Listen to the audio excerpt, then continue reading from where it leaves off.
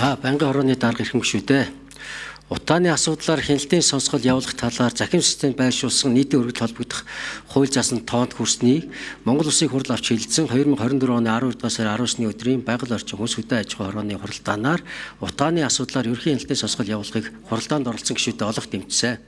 Мөн хуралдаанаар ерөнхий хяналтын сонсголын бэлтгэл ажлыг хангах, зохион байгуулах ажлын эсхийг 22 гишүүний бүрэлдэхүүнтэй байгуулж ажлын эсхийн ахлагч бөгөөд сонсгол дарагчаар миний бие сонгогдсон.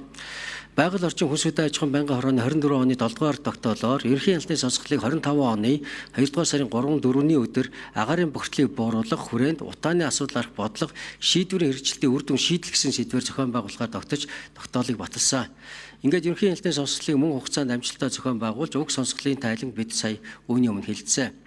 Агаарын бохирдлыг бууруулах хүрээнд утааны асуудал арах бодлого шийдвэр хэрэгжилтийн үр дүн шийдэл сэдвэд ерөнхий хяналтын сонсголыг зохион байгуулсантай холбогдуулан засгийн газар тодорхой асуудлаар чиглэл өгөх нь зүйтэй гэж ажлын хэсгээс үздсэн учраас улсын хурлын тогтоолын төслийг бэлтгэн та бүхэнд танилцуулж байна.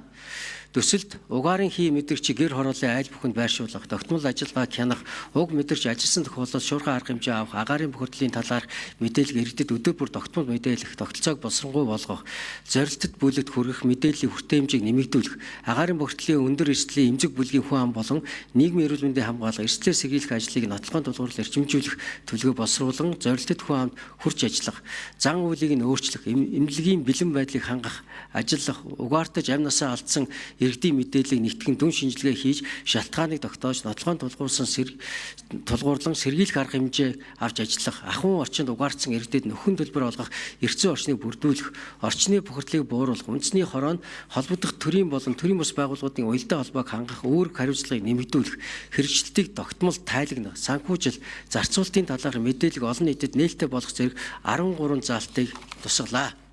Тогтоолын төслийг та бүхэн хүргэсэн байгаа. Хэлсэн шийдвэрлэж өгнө. Баярлалаа.